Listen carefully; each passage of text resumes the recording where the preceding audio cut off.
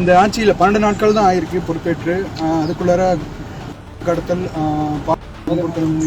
கோவையில் பெண் சிறுமி கடத்தி கொண்டிருக்காங்க, சட்ட ஒழுங்குல சீர்கேடு இருக்குது அப்படின்னு சொல்லி சட்டமன்ற எதிர்க்கட்சி தலைவர் உதயநிதி ஸ்டாலின் குற்றம் சாட்டியிருக்காரு. அவர் மட்டும் இல்லை, அண்ணாமலை உள்ளிட்ட தலைவர்களும் இது எதிர்த்து வச்சிருக்காங்க. சார் அதெல்லாம் நீங்கள் பார்த்துட்டு தானே இருக்கீங்க, எவ்வளோ ஒயின் ஷாப்ஸ் மூடியிருக்காங்க, சட்டம் ஒழுங்கு நல்லா தான் இருக்குது.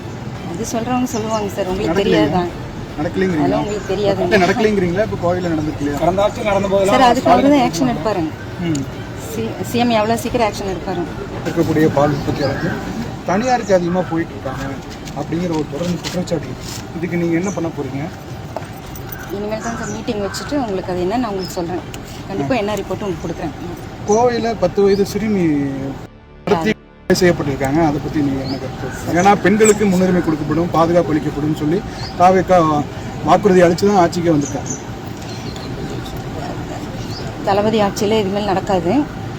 சிங்கப்பெண்கள் எது கொடுத்துருக்காரு, அவங்க கண்டிப்பாக ஆக்ஷன் எடுப்பாங்க. இல்லை, இப்போ நடந்திருக்கு. இப்போ கூட தொடர்ந்து சாலை மறியல், டிஜிபி கூட வந்திருக்காரு.